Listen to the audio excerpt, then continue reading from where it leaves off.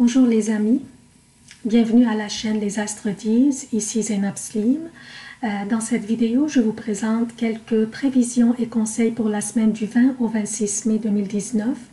Comme à l'habitude, je commence ma présentation par un préambule qui concerne tous les signes et par la suite je passe aux prévisions particulières à chaque signe selon les déplacements de la Lune durant la semaine. Avant de commencer mon préambule, j'aimerais demander aux amis qui consultent mes vidéos sur la page Facebook de vous abonner directement à la chaîne YouTube. C'est plus pratique, ça soutient la chaîne grandement et aussi vous pourriez recevoir des notifications à chaque fois que je télécharge une vidéo. Donc, on commence notre préambule par citer les événements significatifs de la semaine. Mardi 21 mai, la Lune entre en Capricorne. Mardi 21 mai, le Soleil entre en Gémeaux. Mardi 21 mai, Mercure aussi entre en Gémeaux. Jeudi 23 mai, la Lune entre en Verseau. Dimanche 26 mai, la Lune entre en Poisson. Les emplacements des planètes durant cette semaine: Vénus est en Taureau, Mars est dans le Cancer, Jupiter à son domicile, le Sagittaire est en rétrograde, Saturne est à son domicile Capricorne et rétrograde, Pluton est dans le Capricorne et rétrograde, Uranus est dans le Taureau, désolé pour cette petite erreur ici, le Soleil est dans le Taureau et mardi il entrera en Gémeaux, Mercure est dans le Taureau et mardi il entrera en Gémeaux aussi, Neptune est dans les Poissons. Alors, qu'est-ce que nous avons au menu cette semaine? L'événement le plus important cette semaine sera la rentrée de Mercure et du Soleil en Gémeaux mardi. Mercure entrera chez lui en Gémeaux et il va être très confortable. Dans cette semaine, la sociabilité et la vitalité intellectuelle seront au menu. L'énergie des Gémeaux étant expressive, vive, adaptable, pleine d'humeur, pétillant, curieuse et intellectuelle, et Mercure étant notre planète de communication, de l'intellect et des études, et en plus il sera conjoint au Soleil, comme vous voyez, il est collé au Soleil. Le Soleil qui influence la chaleur, la lumière et la vitalité dans les Gémeaux. Une combinaison d'énergie délicieuse pour les études, le réseautage et aussi la communication. Par contre, ce que j'aimerais plutôt souligner dans mon préambule de cette semaine, c'est la pleine lune en Scorpion qui a eu lieu hier samedi et qui s'est allée sur dimanche matin aussi. Pour comprendre la nature de l'énergie de cette pleine lune qui va s'étaler sur les prochaines 2 semaines, je parle de l'énergie de la pleine lune, va s'étaler sur les prochaines 2 semaines à peu près jusqu'à que la nouvelle lune aura lieu. Il faut, pour comprendre cette énergie, il faut analyser la nature de l'énergie du gouverneur du Scorpion où avait lieu cette pleine lune. C'est qui le gouverneur du Scorpion? En fait, c'est Mars. Mars qui est présentement en Cancer. Le gouverneur du Scorpion, Mars, qui est présentement dans le Cancer, dans les premiers degrés, comme vous voyez, il est à 1,47 degré. Et le Cancer, c'est la chute de Mars. Donc Mars, il est dans sa chute présentement. Et il n'est pas du tout confortable. Et on a souligné dans le préambule de la semaine passée que nous allons expérimenter beaucoup d'émotions et de nervosité car l'agressivité martienne sera plutôt orientée vers l'intérieur et non pas vers l'extérieur. Mars étant dans les premiers degrés du cancer signifie que son énergie est à une puissance très élevée.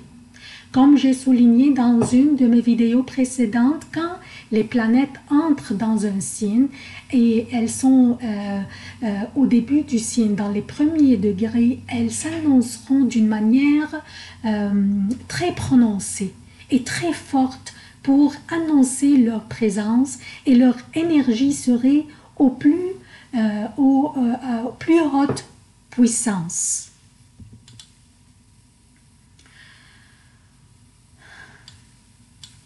Le facteur qui va mobiliser Mars en cancer sera plutôt les émotions. Donc, toutes les réactions qui pourraient se produire durant la présence de Mars en cancer seront basées sur les émotions. Nous aurons tendance à protéger notre sentiment de sécurité, à nous mettre sur la défensive, car nous aurons cette peur ou crainte que cette sécurité serait en péril ou est menacée peut-être. Surtout que le cancer influence notre sentiment de sécurité émotionnelle, nos rapports avec la famille, aussi le genre d'enfance que nous avions vécu et aussi nos rapports avec les parents, surtout avec la mère. Ce qui va renforcer notre sentiment d'insécurité émotionnelle est que le gouverneur du cancer, qui est la Lune, est en chute dans le Scorpion aussi, qui influence la puissance matérielle, je parle de Scorpion, qui influence la puissance matérielle ou monétaire, vu que l'argent est une source importante de sécurité dans notre vie, qui nous donne beaucoup de puissance. Donc, la pleine lune, gouverneur du cancer, la lune qui est le gouverneur du cancer, dans ce signe est en chute. Et ce signe, dont le gouverneur est Mars, est dans le cancer et en chute aussi. Donc, cet échange, il y a un échange ici de gouverneurs et les deux gouverneurs sont en chute. Les deux gouverneurs de ces signes, je parle du Scorpion et du Cancer, les deux sont en chute. Mars, le gouverneur de Scorpion, est dans le Cancer en chute, et la Lune, qui est dans le Scorpion, mais qui est le gouverneur du Cancer, est en chute dans le Scorpion. Donc, cet échange de gouverneurs de ces deux signes va élever notre sentiment d'insécurité, que ce soit monétaire ou émotionnel. Nous allons avoir ce peur que notre sécurité est menacée. Et quand ce genre de sentiment règne notre esprit, nous pourrions commencer à réagir ou comporter d'une manière très impulsive. Nos prises de décision seraient basées sur ces émotions.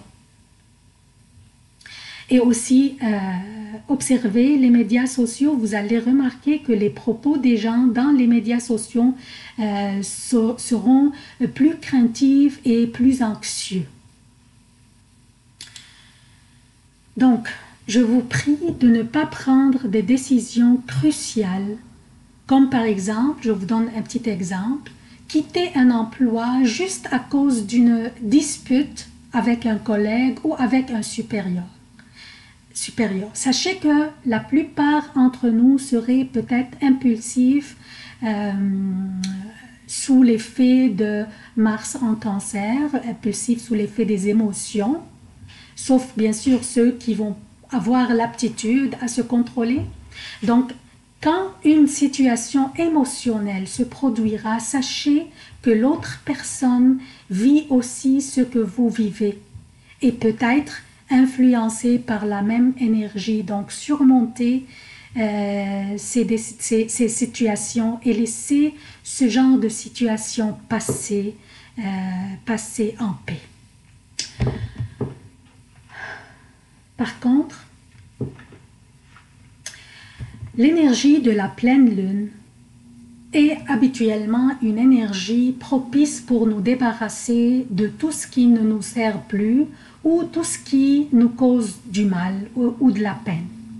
Donc, pourquoi ne pas utiliser ces énergies d'émotion causées par Mars en Cancer, combinées à l'énergie de la pleine lune en Scorpion, et pourquoi ne pas les utiliser ou bien orienter ces énergies vers le but de nous débarrasser de tous les anciens karmas que nous avons vécus dans le passé et qui nous ont causé beaucoup de souffrance et de douleur dans notre vie. Surtout que la pleine lune avait lieu en Scorpion. Ça, c'est la 8e maison du zodiaque qui correspond aux grandes crises de l'existence et à l'évolution que ces grandes crises engendrent, les choses douloureuses et les secrets cachés que nous avions enterrés profondément dans nos âmes, pensant que comme ça on pourrait les oublier, ce qui n'est pas le cas, pas du tout, car ces douleurs et ces souffrances font surface de temps en temps. Donc, ils ne sont pas du tout oubliés, ils sont juste cachés. Et ça, c'est ce que la 8e maison du zodiaque représente. Les souffrances, les secrets, les douleurs cachées.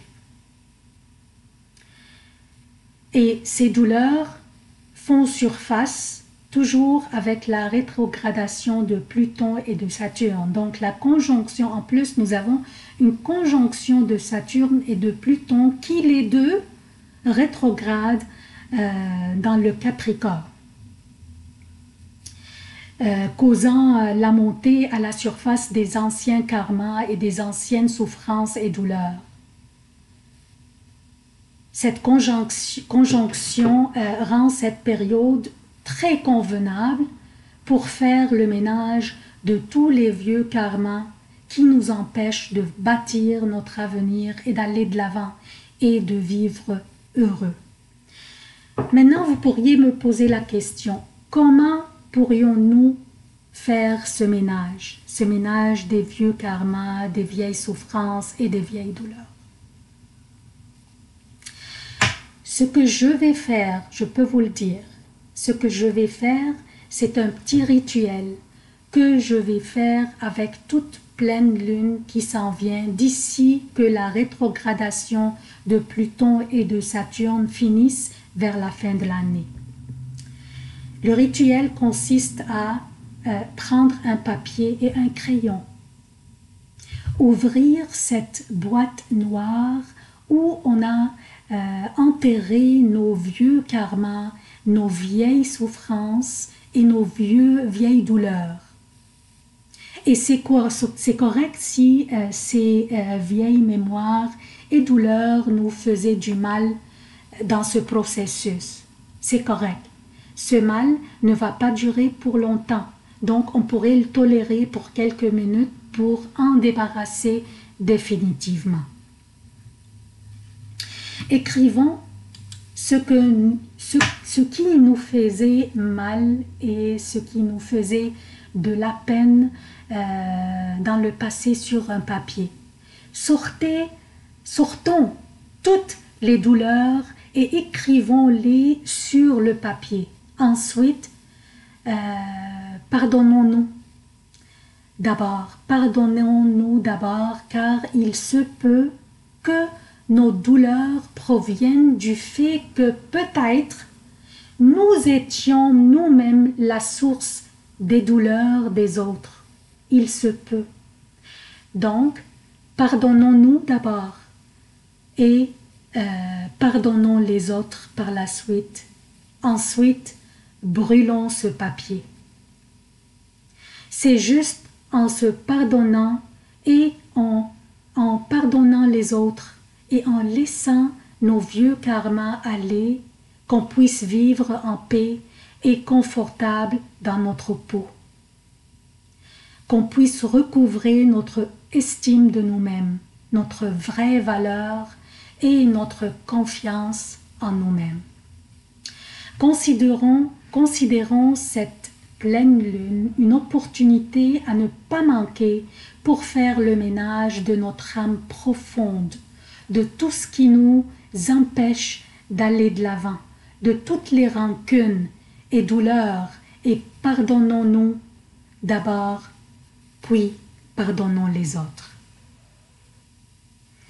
Alors, le préambule est terminé. On va passer maintenant aux prévisions propres à chaque signe. Bonjour chers Sagittaires, alors voici vos prévisions pour la semaine du 20 au 26 mai 2019. Je commence par lundi 20 mai, la lune passe la journée dans le Sagittaire, votre signe. C'est une période, c'est une journée pleine de chances, d'avancement, d'accomplissement important et de succès. Vous remarquerez que la chance tourne à votre avantage et vous sourit. Soyez audacieux durant cette journée, proposez vos idées et vos initiatives. Et demandez et recevez, chers Sagittaires. Votre rayonnement sera irrésistible et votre joie de vivre sera contagieuse. Vous aurez aussi la main heureuse au jeu, alors essayez votre chance à la loterie, on ne sait jamais. Mardi, mercredi et jeudi jusqu'à 14 h pour le Québec et mardi, mercredi et jeudi jusqu'à 20 h pour l'Europe, la lune sera dans le Capricorne. Votre deuxième maison, soit celle qui représente tout ce qui est de la valeur dans votre vie, incluant votre argent et votre estime de vous-même. Durant ces journées, vous auriez des préoccupations au niveau financier, vous aurez des dépenses importantes à faire ou vous serez en processus d'une demande d'un prêt bancaire par exemple. Vous serez occupé mais d'une manière fructueuse et vous verrez les résultats de vos efforts d'une manière presque immédiate. Jeudi à partir de 14 h, vendredi et samedi pour le Québec et vendredi et samedi pour l'Europe, la lune sera dans le Verseau, votre troisième maison, qu'il s'agit de celle qui représente l'entourage immédiat, les frères et sœurs, les petits déplacements et les études. Attendez-vous à des visites à faire aux membres de la famille qui impliqueraient des déplacements. Une période très dynamique, amusante, mais pourrait aussi être épuisante et émotionnelle. Une belle fin de semaine où la communication, parole, discussion, plaisanterie sera au menu. Dimanche, la lune passe la journée dans les Poissons et y restera jusqu'à mardi 28 mai 14 h 30 pour le Québec et mardi 28 mai 20 h 30 pour l'Europe. Les Poissons étant votre quatrième maison, elle sera une période pas mal occupée pour vous, mais rien de négatif. Par exemple, juste beaucoup de responsabilités relatives à vos foyers, votre foyer, des réparations potentielles à faire chez vous ou dans la voiture pourraient s'imposer la dernière minute, mais aussi vous serez occupé peut-être au boulot et vous serez perplexe entre vos occupations personnelles ou bien vos affaires professionnelles. Comme si vous auriez la tête un peu partout, hein? Donc une période exigeante, mais avec une bonne gestion du temps, vous pourriez en sortir. Aussi, toutes ces préoccupations pourraient vous rendre les nerfs à fleur de peau et avec, surtout avec Mars en Cancer, là, qui rend nos réactions et commentaires un peu impulsifs. Donc, les astres vous conseillent de soigner vos propos et éviter les sautes d'humeur, s'il vous plaît. C'est tout ce que j'ai pour vous, chers Sagittaires. Je vous demande votre soutien de la chaîne. Abonnez-vous, activez les notifications, aimez, commentez et partagez les vidéos. Merci d'avoir consulté cette vidéo. Je vous aime beaucoup et à la prochaine.